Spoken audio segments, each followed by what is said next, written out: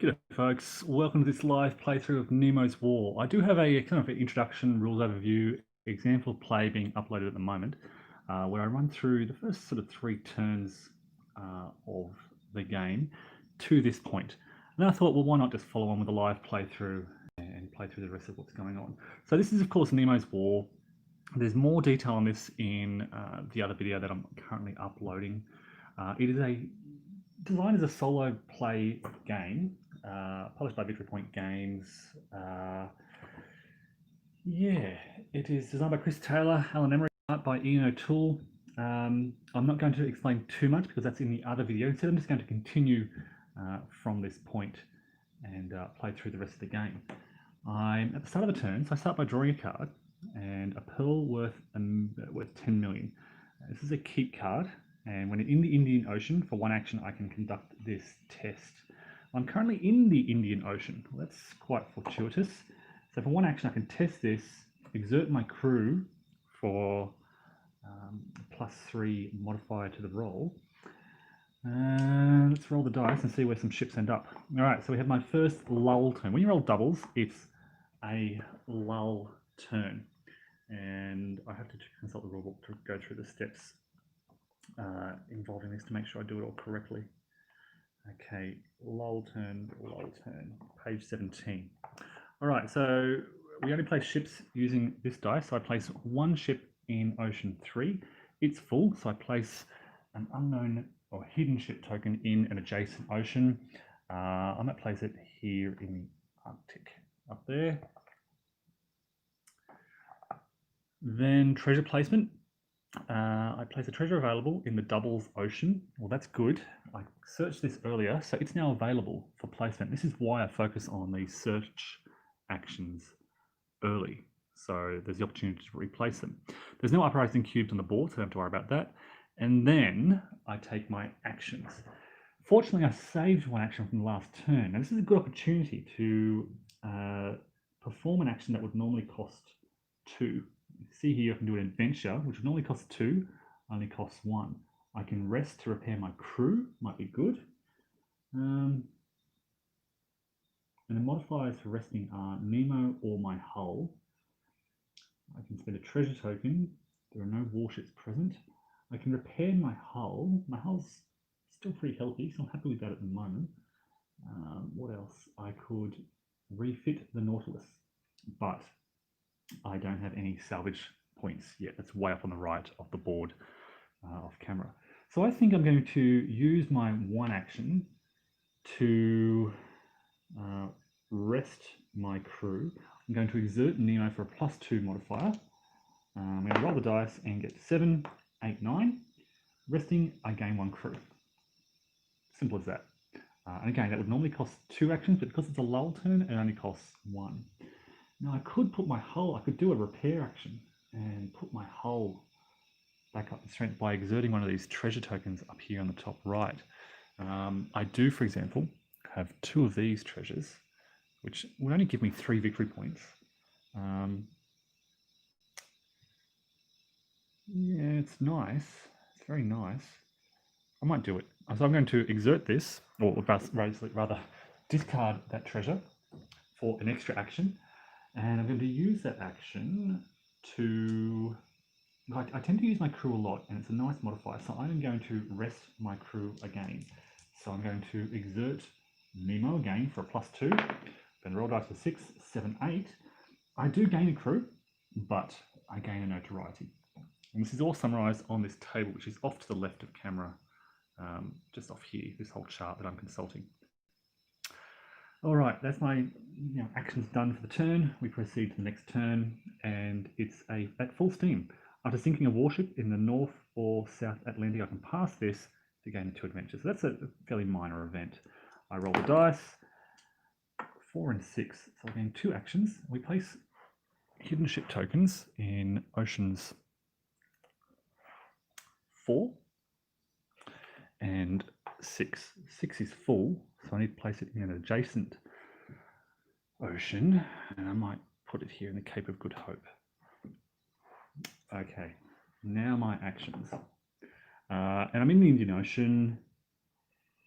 For 1 action, I can test this I might do that. So for one action, I am doing this event. I can exert my crew for a +3 modifier.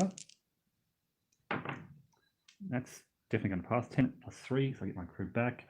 Okay, so I pass the test. I put this in the fail box and collect 3 treasures. If I fail this, I pass it. Well, I could choose not to use it for some victory points in the game, but I think the 3 treasures are going to be worth more than these icons at the end. So I dip into the box, the treasure cup, gain 3 treasures, and okay, so I've got a wonder. And if you know how this works, this is what I'm aiming for. I have the explore motive where it's hard to see on the camera, but I really want to focus on finding these little eye wonder tokens. So that goes up in my collected treasures. What else do I gain? Discard this and gain 2 treasure tokens. I'll do that immediately. That goes up. That's just a minor victory one. So I'm going to discard this. The X means discard. And I gain 2 extra treasure tokens. And I don't look when I do this. Okay, so another minor treasure. And that's a good one. Discard this to gain a Nemo crew resource. You should go back to there. Or 4 victory points. Now the way I tend to store my treasures is I put the good ones up the top, the ones that I definitely want to keep.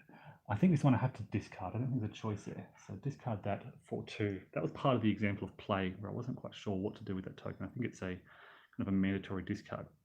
All right, 1 action left. Now again, I'm focusing on the exploring actions, trying to see wonders. You find a lot of wonders in here. You can see those green tokens, they're all wonders. So I'm going to search. 1 action to search. I'm going to exert my crew for +3. I'm going to roll an 8, modified to an 11. I collect 1 treasure. I dip into here and I pull out Cleopatra's Palace of Alexandria. Another wonder for +7 victory points. All right, and I remove that gem to indicate that it has been searched. And it's the start of a new turn. We proceed. All right, what have we got here? The Gulf Stream. And again, if you have the time, you can read through the events. This is basically when I'm in the South Atlantic, not far from it, I can pass, and as a free action, move to any other ocean. So it's a good little teleport anywhere on the board. I don't really need it right now. And you know, with this Hydro Drive, I can move quite far for actions. I then roll the white die. Okay, a 1 and a 3. So I get 2 actions. And I place hidden ships in sea zones 1 and 3. All right, so I can't place here. So I have to place it in an adjacent ocean. This is full, this is full. This is the only spot available. So again, if you watch the example of play that I did, I talked about how quickly the oceans fill up. You can see this is already happening here. It looks like this is where we'll start to see some visible warships appearing in time. All right, so I need to kind of think about making my way up towards here. It's a bit of a waste though. So what I might do is just do 1 action to move 2 spaces. When I say it's a bit of a waste, a lot of movement points just to get there when I'm sure something here will happen later on. So I'll use 1 movement for now, 1 action point to move. With my Hydro Drive, I can move 2 spaces, 2 consecutive oceans, following these blue lines. But I'm going to save my other action point for a later turn when I'm sure something will happen around here. That's in my turn. And now we're on to Act 2. Now, I was admiring the magnificent aspect of the ocean when Captain Nemo appeared. He did not seem to be aware of my presence and began a series of astronomical observations. Then, when he had finished, he went and leant on the cage of the watch light and gazed abstractedly on the ocean at the dark yellow reinforcement ships. So these ships here get added to the draw cup. I give that a bit of a shuffle and continue play with the next card. So now for ship placement, I roll 2 white and a black as indicated up here. I draw the next card and it is a test. Now I can exert Nemo, which I will do. Roll 2 dice. So this is basically going to help reduce my notoriety. And I pass that easily, subtract 2 notoriety. Okay, and I put this in the pass box. It's not worth any victory points at the moment. All right, so now I roll the die, and the black die really only, as far as I understand, again, I'm still relatively new to this, black die really only indicates additional ship placement. So the difference is 1, so I gain 1 action point, difference between the white die, but I have to place ship tokens in 2 and 3. Okay, well 2 is pretty empty, so I can do that. But now we look at 3, and it is full, and all adjacent oceans are full. And this is where, following this priority list here, we have to reveal a ship in that or an adjacent ocean. So I draw that, and I replace this non-warship. The white ship's a non-warship. It's easy to tell because they're white, and they have no attack. And unfortunately, it's pretty quick, but that's the end of my lunch break. And I have to finish this off here. Hopefully that gives you sort of an addendum to Nemo's War. I'll hopefully continue this later on, but thanks for watching again.